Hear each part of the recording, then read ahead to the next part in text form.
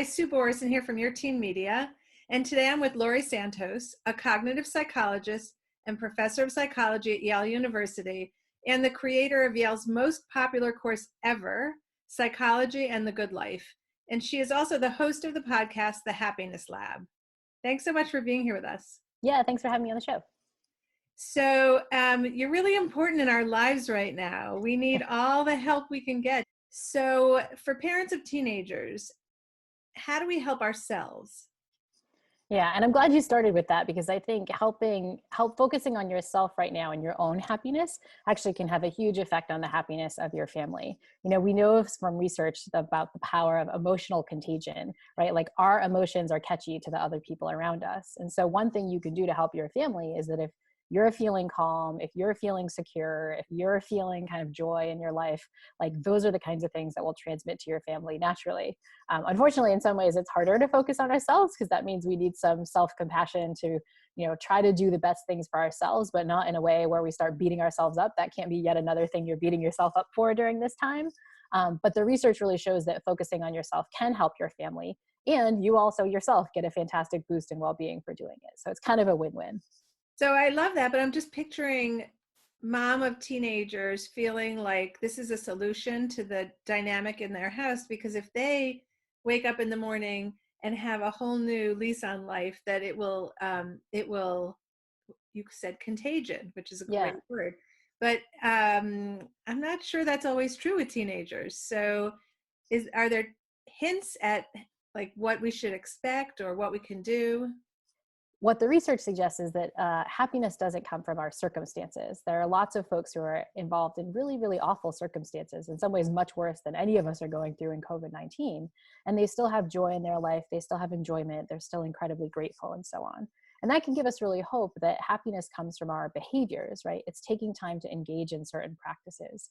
And so what are those different practices? Well, one that's really important and we all need to pay attention to is the set of healthy practices that matter for our well-being. Things like sleep and exercise. Those are the first two to go when we start to get busy, but research shows that they're incredibly important for our mental health. A half hour of cardio exercise, research shows, is as good for reducing symptoms of depression as taking an antidepressant medication in some studies. Same thing with exercise. We know that even in 1 or 2 extra hours of sleep, if you're not getting a lot of sleep, can actually boost your mental health in ways that we don't often expect. And so kind of doubling down on those healthy habits, again, are something that you can try to focus on privately. You can try to make more time for it, and they can have really positive effects. A second thing that can improve happiness during this time is taking time for social connection, which of course is hard in the age of social distancing, but through the same technology that you and I are using, you can meet up with friends in real time. So from Zoom happy hours to kind of doing a quick Zoom yoga session with friends, or just, using the old-fashioned phone that we forget we can pick up and call, people we care about. Like making sure you're not personally feeling lonely in this time when you're taking care of your family members can be really important. And then the final tip I'll give is that, happiness, the research suggests, comes not from, self-care and treating ourselves in the way we often think, but it comes from focusing on other people. At every income level, people who give more to charity are happier than those that don't. And people who spend time on others in terms of things like volunteering and so on are often happier than people who tend not to. And so if you're feeling kind of like you're struggling in terms of your own happiness right now, what can you do to stop thinking about yourself, but to become a little bit more other oriented? Can you call that elderly neighbor? Can you donate the money you might be saving on a morning coffee to a good cause? Like tiny, tiny acts. The magnitude doesn't matter. It's just the act that we're doing something nice for someone else. And so those are all tips that, again, evidence-based tips that the research shows will boost up your own well-being.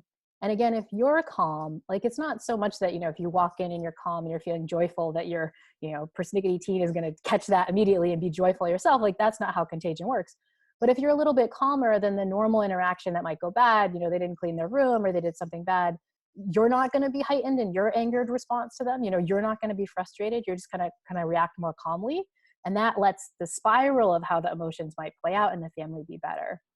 Researcher Sigal Barsade has this lovely concept of what she calls affective spirals. Like it's not just one person has the emotion, like you're feeling a little frustrated and then they do something and then you react frustratedly and then your kid is more frustrated and they're more mad at you and then you get more mad, so we can get into these really negative spirals, these affective spirals. The idea is working on your own well-being can be the first start of an affective spiral that's going to go well. You're a little bit calmer, you're reacting with gratitude, you're reacting with joy. And again, even though they're not going to perfectly copy all of that, like they're going to catch a little bit of it. And that means that, their reaction to you will be softer, and it can kind of build up to a more positive kind of spiral over time. So you talked about sleep. That's one of the top two. Yes, very important. Um, Get right now. I think that a lot of moms of teenagers really want sleep, and especially now. I mean, you put teenagers and perimenopause and COVID together, and it's not a great combination. And I'll start by validating that. Like, all the things I'm suggesting aren't, they're hard to do, right? They're hard to do normally and hard to do in this time.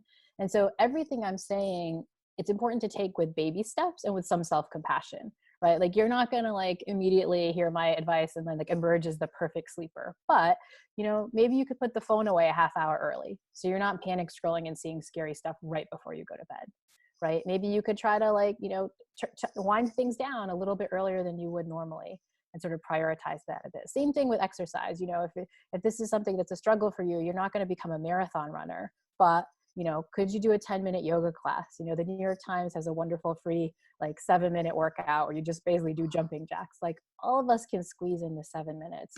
But again, the key is to do it in baby steps so it doesn't take over your life, and with some self-compassion. If today is one jumping jack, great. That is more progress than yesterday. I think that's another key that we can do as parents, which is that, again, I feel normally parents of teenagers like tend to beat themselves up, but I think even especially now when you're working from home, your routine's messed up, their routine's messed up, you feel like you should be magically hosting great science classes for them or something, but you're not. Like, it's really easy to beat ourselves up, but we need a little dose of self-compassion. How would you tell a friend, like, it's okay, it's a global pandemic, like, chill out, like, it's fine. Like, I think we need to apply a little of that to ourselves too. I love the idea of being more compassionate with ourselves. I want to go back to sleep, because I know I'm so sleep deprived. Like, I woke up this morning, there wasn't an ounce of me that felt like I had had a good night's sleep. So even like the falling asleep can be hard, but also the staying asleep can be hard when we're so anxious about, things are loosening up. Should we be listening to that? Shouldn't we? Will people we know and love die? I mean, it's all so uncertain and so scary. So if one key to being settled is sleep, can you give us any more concrete tips on how we can manage that, to fall asleep and to stay asleep? Yeah, well, I think, part of it is prioritizing what people call sleep hygiene, right? So make sure your room is dark. Again, phones not necessarily near you when you go to sleep. Many of us use our phone as an alarm clock. This is not the time to have it right next to you, because as you know, when you do get that insomnia and you wake up in the middle of the night, it's really easy to grab it and start looking at stuff that's going to scare you even more, and the blue light's going to wake you up. I think part of it is just trying to do some work to regulate our emotions before we go to bed. One of the reasons we wake up in the middle of the night is, again, we're uncertain, we're kind of panicked, the anxiety, those things, we start ruminating on those things. There are practices you can do to work on those things. And one of them is just to do some work to regulate your fight or flight system. Our fight or flights are incredibly activated right now. Normally they're only supposed to be on for a little bit when we see that tiger in the woods so we can run away. But now we have this chronic tiger that, we don't even know when it's going to go away. But the good news is that then our biology gives us one way that we can stop that system. The best way to stop the system is to get rid of the stressor, but we can't do that right now. But we can regulate that system through the use of our breath. When you're running away from a tiger, you don't ever stop to take a really deep belly breath. And you can't do that if you're frantically running away from a predator. So if you force your body to do that, just actively, consciously take a deep breath, it convinces your autonomic nervous system, like, oh, it must be that the tiger is gone if she's not, breathing like a marathon runner. And what that does is it activates the other part of your autonomic nervous system, the parasympathetic nervous system, or the rest and digest system.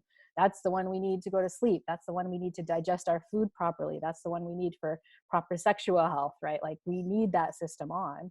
And when you take a really deep, slow breath, especially one that goes into your belly, where you kind of fill your belly up and exhale really slowly, that activates the vagus nerve, which is the pathway to turning on the parasympathetic nervous system. And so just adding in a couple, again, it doesn't have to be 2 hours of deep breath work, but 5 slow breaths, a couple hours before you go to bed. It's like changing the activation of systems that are going to be regulating your wakefulness, and it can really help. So we've shared with parents the square breathing. Does it, Exactly. Yeah. does it matter which one you do?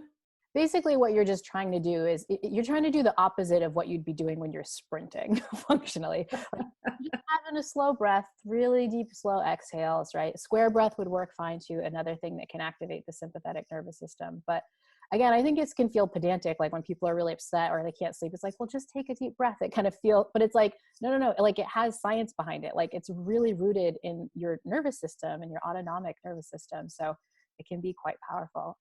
A final tip I'll give, I think, which is can be powerful for sleep too, is just generally trying to be more mindful right now about how you're spending time and what feels good and what doesn't.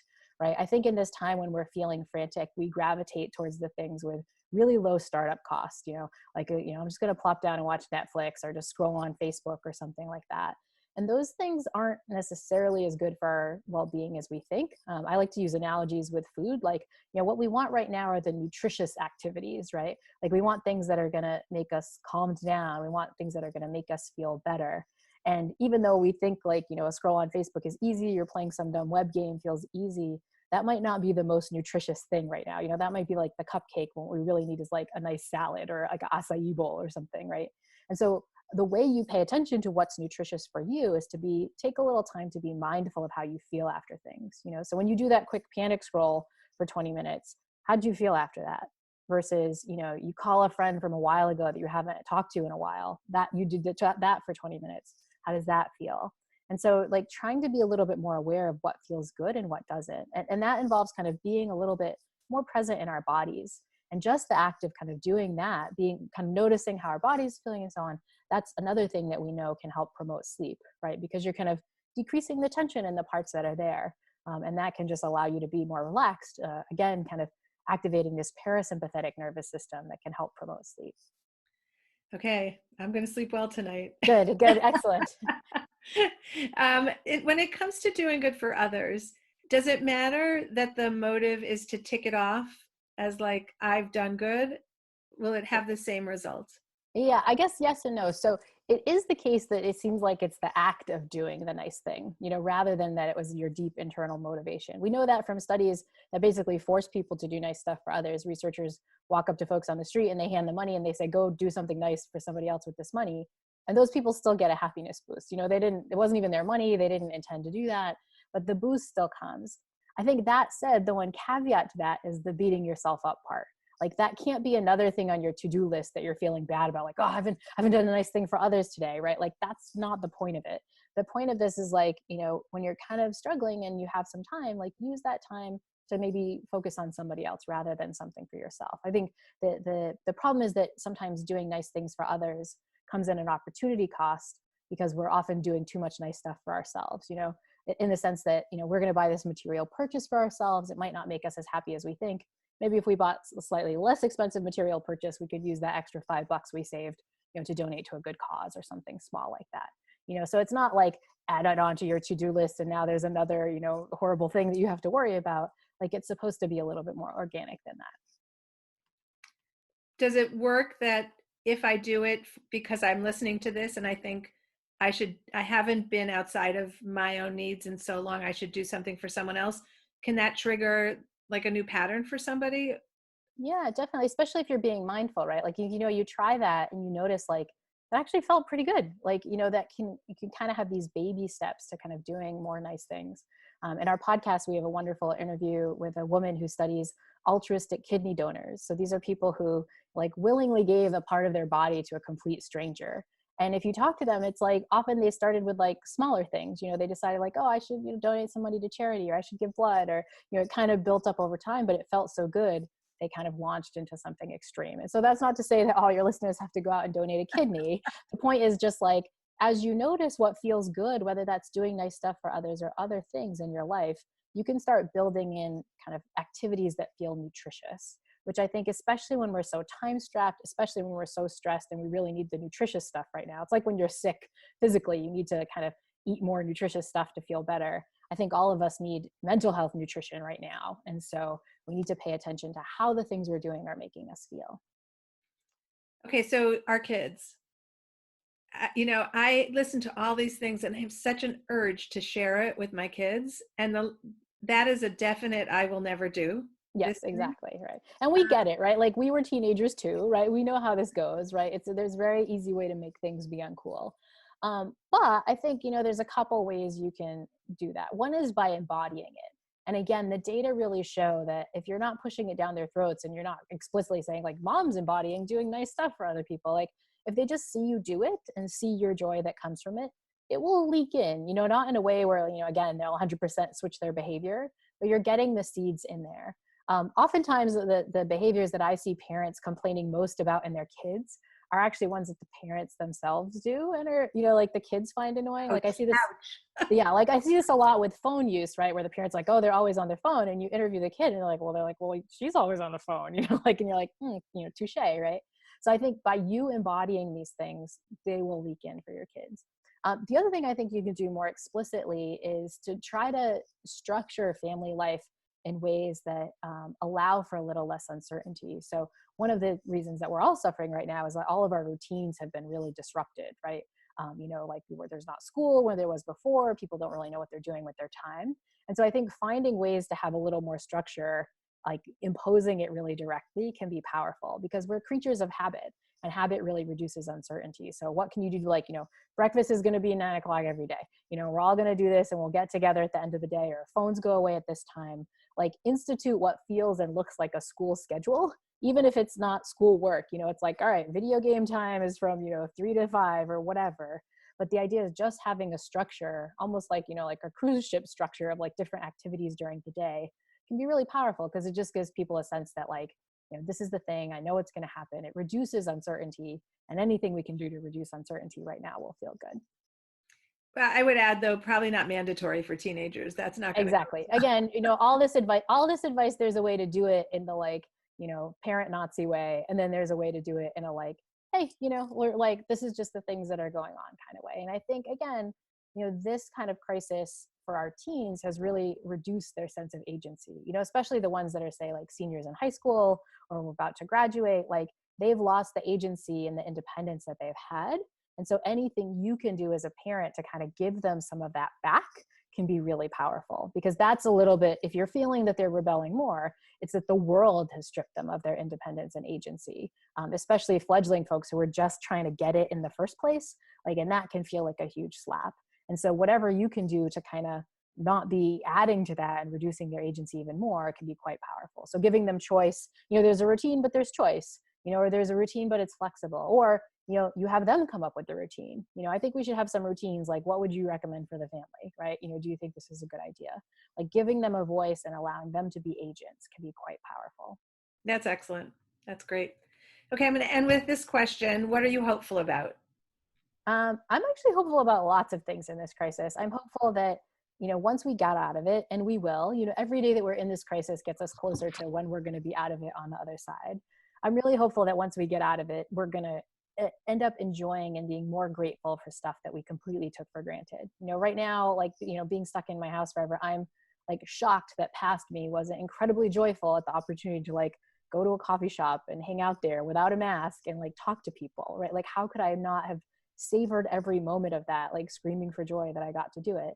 And there's a million things like that. When we get out of this crisis and we go back to that stuff, I think we're going to enjoy much more joy from all those daily activities that we completely took for granted before. So I think we could be a culture that winds up being a little bit more appreciative of lots of the little things. Laurie Santos, host of the podcast, The Happiness Lab. Thank you so much for giving us your time and your wonderful advice. Thank you so much for having me on the show.